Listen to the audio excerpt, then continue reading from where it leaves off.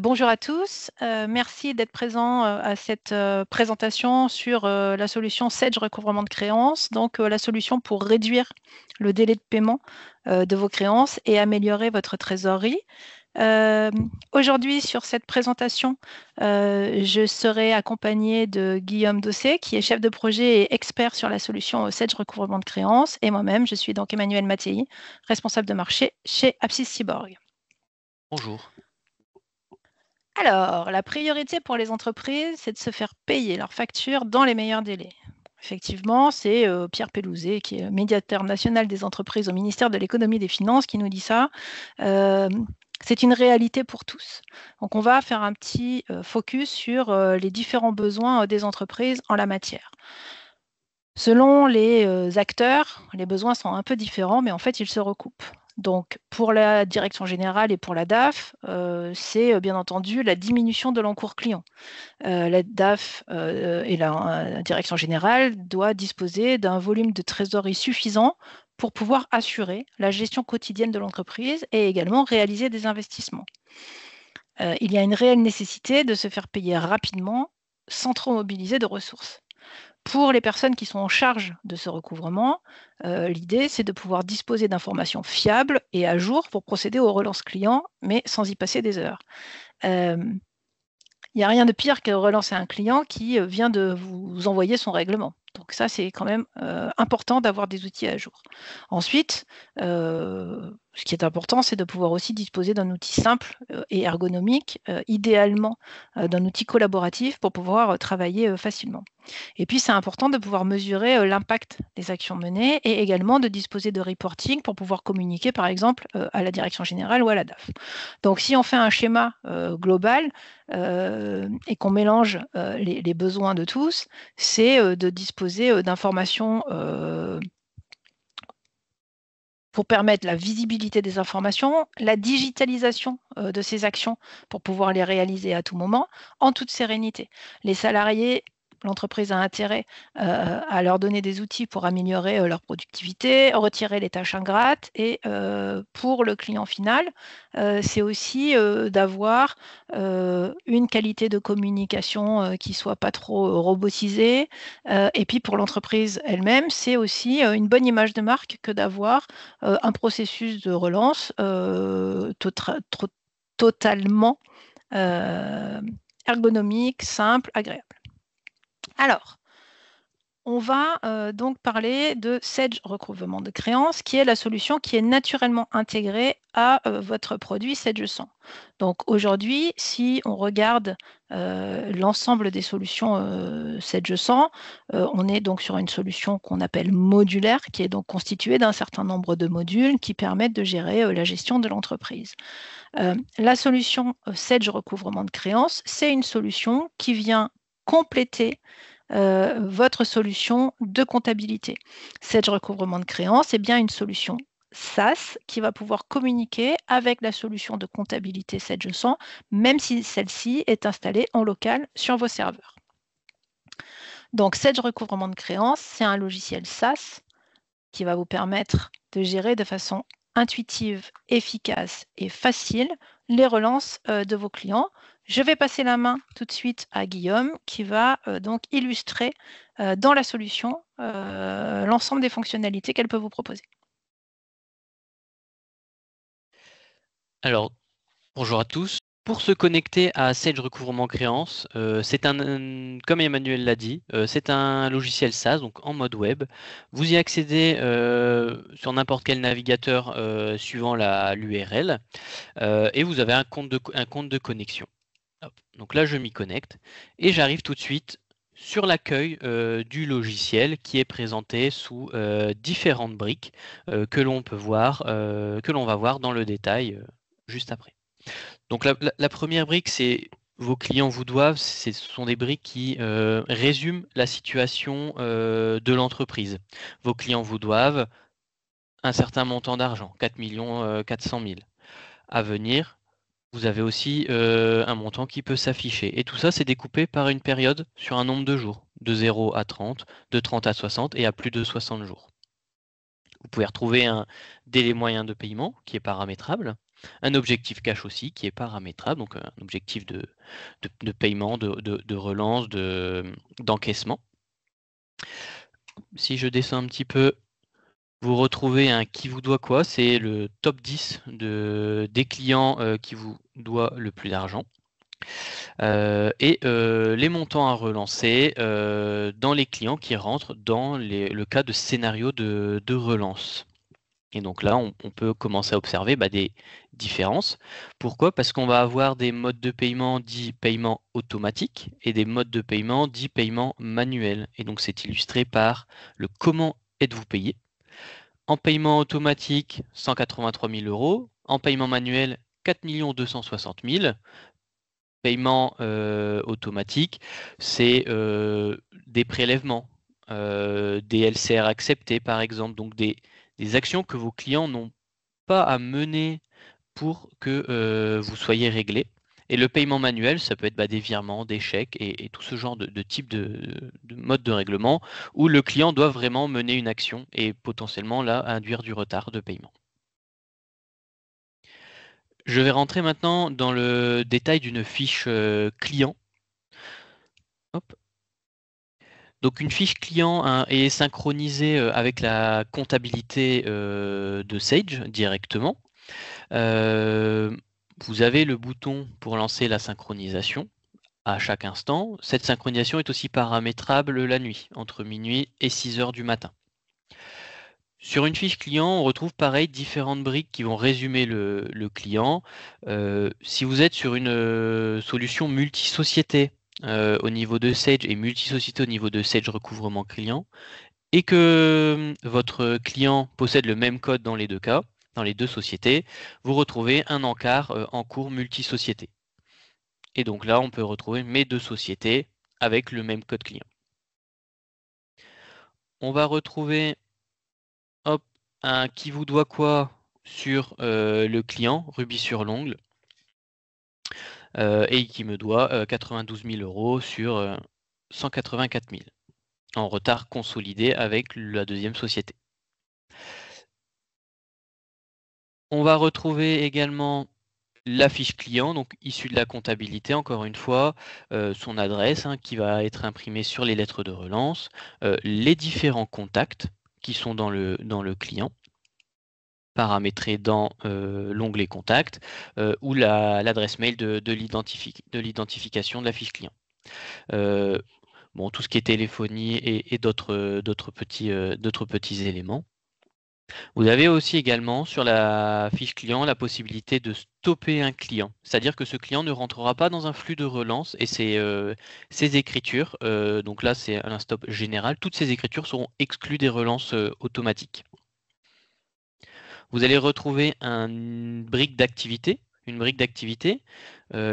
va regrouper l'historique de relance, de prévenance et de remerciement sur le client. Et en bêta, vous avez maintenant un bloc commentaire pour ajouter du commentaire sur le client. Et donc la dernière brique, la partie la plus intéressante, c'est la situation de compte. Donc là, on va retrouver toutes les écritures non lettrées issues de la comptabilité Sage 100 du client, et donc c'est retranscrit ici. Vous allez pouvoir visualiser en cliquant donc ces écritures-là pour générer des relances ou générer des prévisions et des promesses. Je vais faire dans un premier temps l'exemple de la promesse. Hop. Donc je sélectionne ma ligne et je vais cliquer sur le bouton promesse que je retrouve en haut à droite.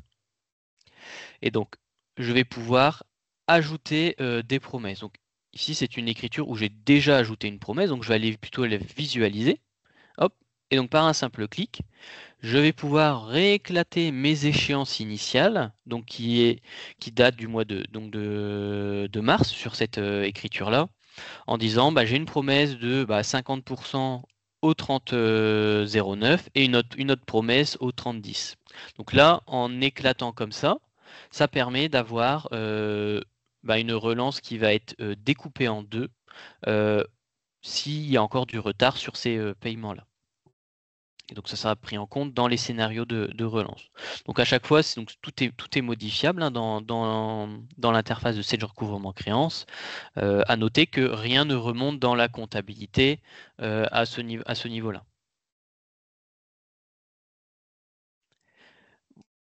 La deuxième partie, la deuxième fonction, c'est la prévision.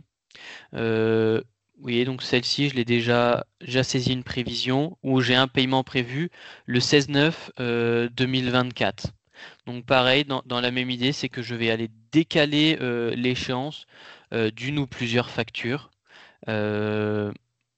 pour la prendre en compte dans des scénarios de relance. Donc, là, je peux faire repositionner la date, donc du coup au 30 septembre. Et donc là, paiement prévu le 30 septembre 2024. Sur une écriture, je peux aussi rentrer dans le détail de l'écriture. Donc je vais prendre la même écriture. Je vais retrouver donc le client, le numéro de facture, le montant.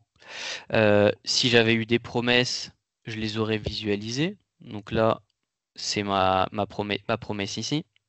Hop, voilà le détail. Je peux avoir des notes, saisir des notes dans Sage Recouvrement Créance sur une écriture. Ces notes, encore une fois, ne remontent pas dans la comptabilité, servent uniquement dans l'interface web. Je peux avoir la possibilité de stopper une écriture. Mon client peut être en litige sur une facture, mais pas sur les autres.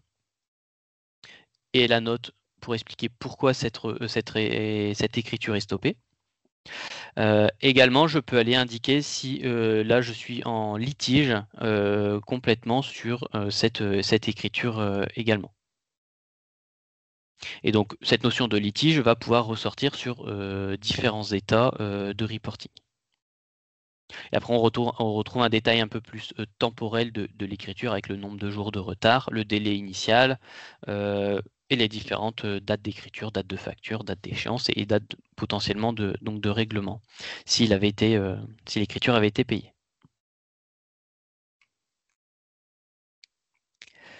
Hop. Je change de client pour rentrer dans le mode des relances du quotidien. Et donc là, ce qu'on va voir, c'est des relances manuelles. Donc j'ai fait exprès de prendre un autre client. Je retrouve un bandeau d'informations tout de suite. Ce client contient une ou plusieurs pièces qui ne devraient pas être relancées. Effectivement, j'ai une écriture, on le voit, qui est symbolisée par la petite croix blanche sur fond rouge. Cette pièce ne devrait pas être relancée, donc le fameux stop que j'évoquais tout à l'heure. Comment se passe une relance vraiment manuelle, donc le cas de figure le plus long? Je sélectionne mes écritures à relancer et donc je vais pouvoir faire une communication par différents médias. Donc soit l'email, un envoi de mail, un courrier, donc une impression d'un PDF, un téléphone, c'est plus un média pour dire qu'on a appelé le client telle date et on peut noter un petit résumé de l'échange téléphonique. Souvent derrière ça, on va pouvoir en indiquer soit une prévision, soit une promesse que j'ai déjà présentée. Et un autre média donc, qui serait une quatrième possibilité à exploiter en fonction du contexte de chacun.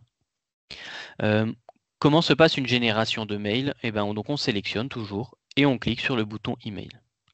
On arrive sur la relance de client par mail. Donc par défaut, on a récupéré le client, on est sur la fiche client. L'expéditeur, c'est donc l'utilisateur connecté, donc là mon compte. Est-ce que je suis dans une relance, une pure relance? Est-ce que je suis dans une prévenance? Cher client, vous avez une échéance qui arrive bientôt. On vous rappelle de la payer. Ou alors un remerciement. Je vais rester sur la relance. Et ensuite, on me demande de sélectionner un email de relance. Et donc là, je vais pouvoir sélectionner parmi différents modèles. Il n'y a pas de nombre limite de modèles que l'on peut avoir. Ici, moi, j'en ai juste 2 de personnalisés, selon le niveau de relance aussi également. Donc là, je vais prendre le modèle de relance numéro 1. Et donc, vous avez pu voir que sur la partie inférieure, le sujet, donc l'objet du mail, et le contenu, le corps du mail, se sont complétés automatiquement en fonction du modèle sélectionné. Donc, une personnalisation, bien sûr, est possible au moment de la relance, mais aussi est possible, bien sûr, dans le modèle, vu qu'on sélectionne un modèle par défaut. Donc, on retrouve un certain nombre d'informations et on va retrouver automatiquement le destinataire du client, donc qui est issu des contacts. On peut, comme destinataire, choisir un service en particulier. On peut mettre un autre service éventuellement en copie. Comment se présente un modèle, hein, sans rentrer dans le détail, on va avoir en fait donc, du texte, hein, tout simplement, mais avec aussi ce qu'on appelle des tags, hein, le pourcent FR tableau comptable 2%. Donc c'est un tab qui affichera un tableau comptable, donc, dont on verra la restitution après. Des tags un peu plus généraux sur les totaux, et donc un très intéressant qui est le lien portail facture, aussi qu'on visualisera, mais par là je veux dire que l'on peut intégrer dans les relances en fait un lien pour permettre au client de télécharger sa facture et qu'il vous évite de vous la redemander après la relance. On peut également joindre à l'instant T des pièces jointes, donc qui seraient différents aujourd'hui que des factures. Et après, je peux lancer ma relance. Hop, envoi en cours. Ça se recharge. On voit que mes activités se sont complétées. Dernière action le 26/9/2024. Et donc là, s'affichera à l'écran la relance envoyée par mail au client.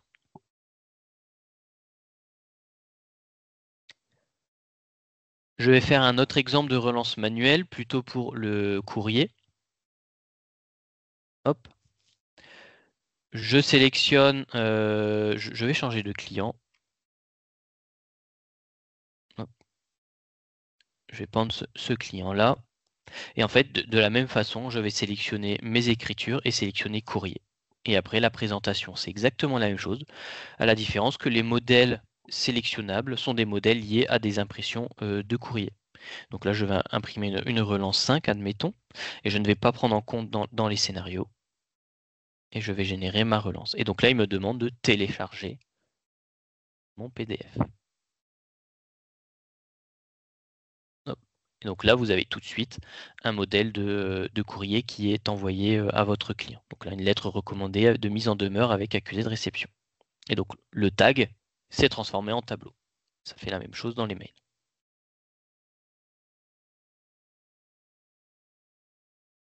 Hop. Je vais retourner au client. Donc là, ce qui vous a été montré sont les grandes fonctionnalités de relance manuelle. Pour appuyer mon propos sur le côté facture,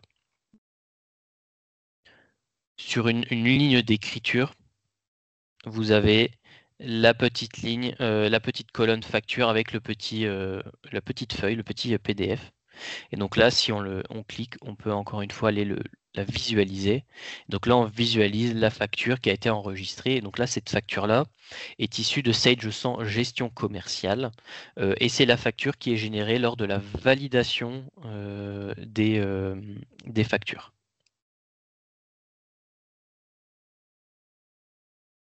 Donc ça, c'est pour une visualisation interne. Comment faire une relance de masse? Donc à gauche, vous avez donc les différents boutons. Dans Agir, vous avez Agir par scénario. Là, finalement, ce que j'ai montré dans la relance manuelle, c'était Agir par client, client par client. Et donc, le Agir par scénario, vous retrouvez un tableau récapitulatif des différentes actions à mener et des relances à faire. Et donc là, j'ai 5 emails à envoyer. Donc, je pourrais le faire client par client ou alors utiliser la relance de masse pour, hop, suivant la présélection qui est faite, faire juste le bouton envoyer. Et donc là, le client est dans un scénario, il a déjà été peut-être lancé une fois, donc ici ce n'est pas mon cas, mais les clients sont en retard de paiement, je déclenche mon envoi de mail en masse. Et donc là, je vais relancer finalement 3 clients différents, parce que certains sont en stop et parce que ou des écritures sont en stop. Donc par défaut, ce n'est pas pris en compte. Hop, j'envoie. Et donc là, c'est parti. Je retrouve quand même dans mon tableau récapitulatif mes 2 clients, hein, parce que ils sont peut-être en stop, mais ce n'est pas non plus interdit de les relancer. je retrouve le détail et les écritures qui sont stoppées.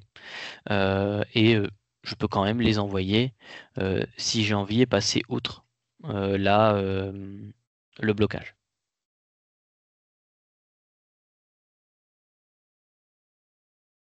Hop.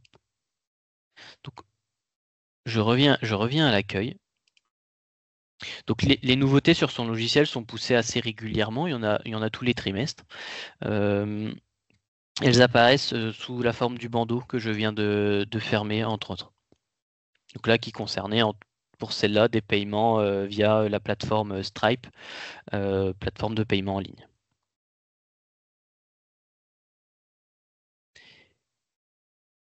Pour continuer, on a la possibilité d'éditer des états. Alors, je vais aller en visualiser un ou deux.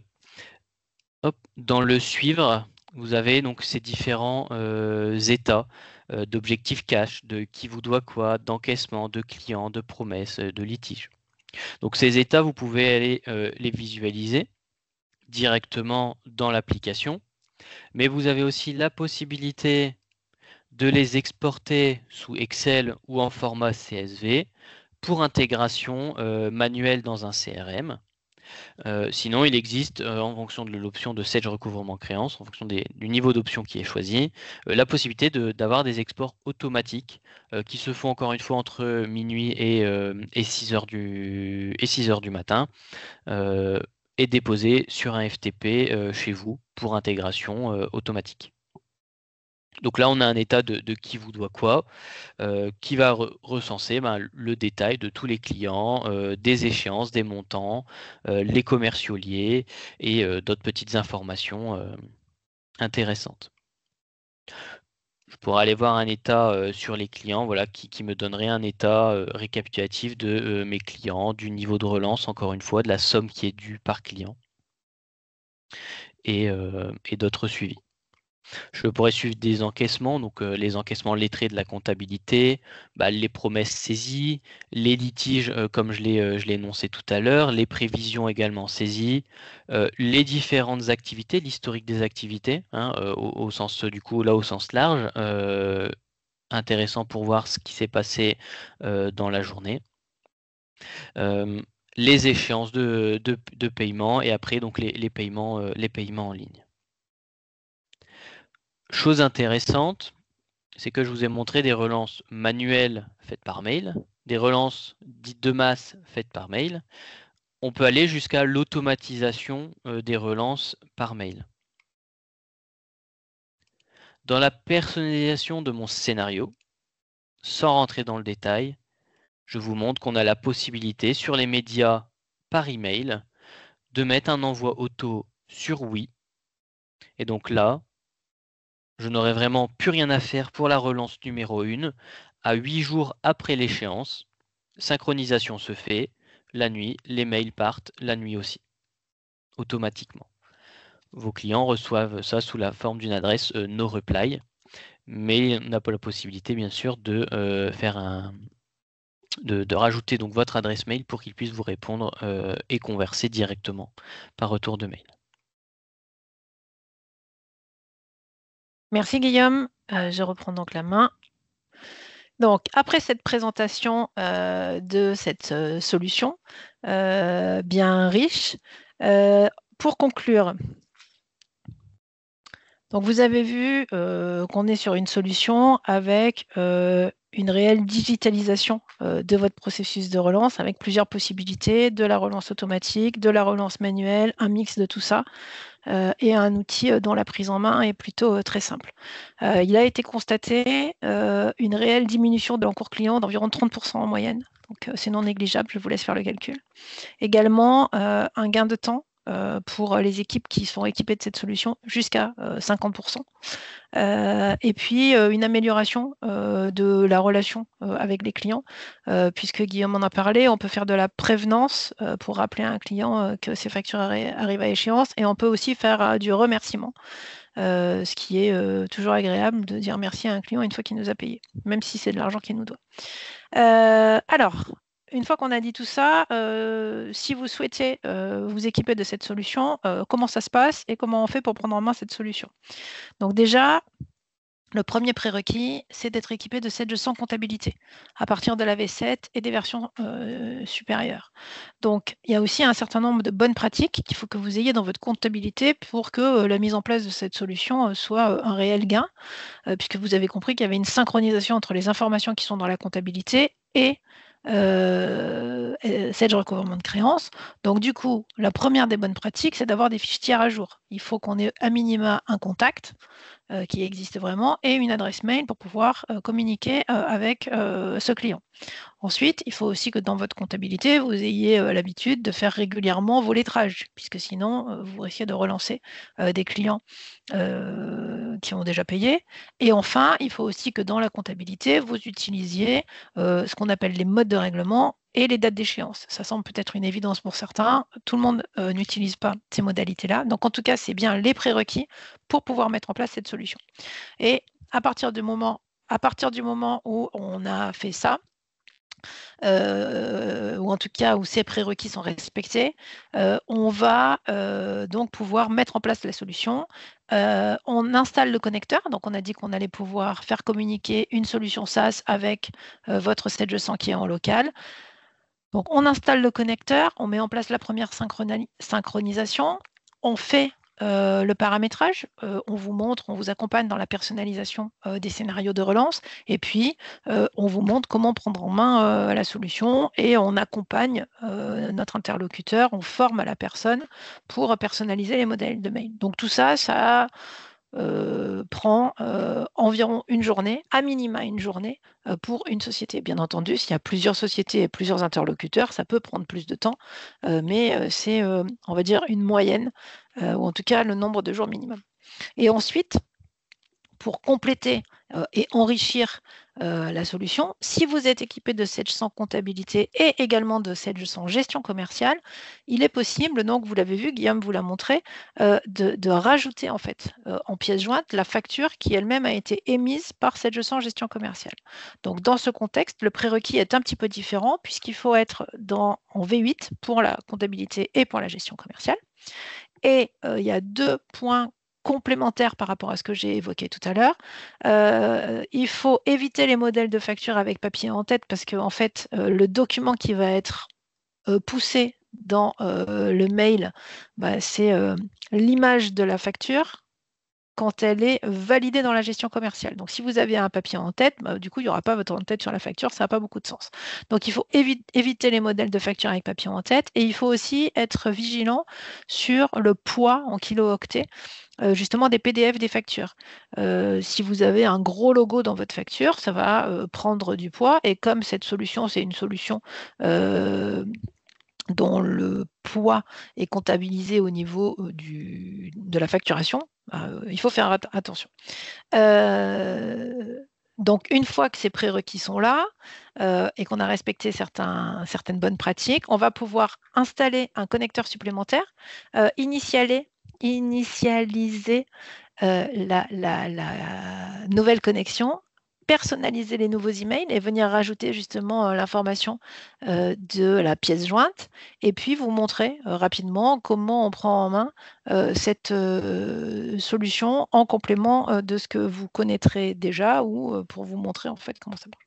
Donc ça, c'est une nouveauté depuis septembre 2024, puisque auparavant, et c'était quelque chose qu'on nous reprochait, il n'était pas possible d'associer les factures qui étaient pour autant émises par la gestion commerciale, et depuis septembre 2024, on peut bien faire ça.